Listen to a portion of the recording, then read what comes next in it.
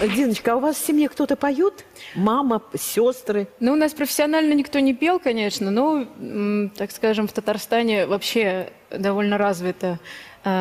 Культура пения, да? Да, да, у нас очень музыкальные вообще вот татары, Татарстан, везде, где мы живем, в любую деревню, наверное, можно заехать, и обязательно везде люди там поют на праздниках или просто от настроения. Ну, в том числе вот мой папа, все его братья и сестры, мой брат родной тоже, они все занимались музыкой, они все пели, поэтому у меня это в крови, наверное.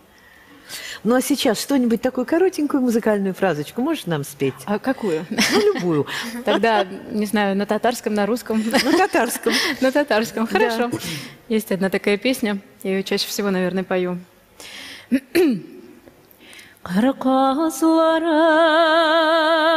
шажырлап, кайтабыздай тыңлап ярап, юлалар еракларга, бу балалар факларга, Ой, как красиво. Спасибо, Диночка. А, кстати, о чем мы пели?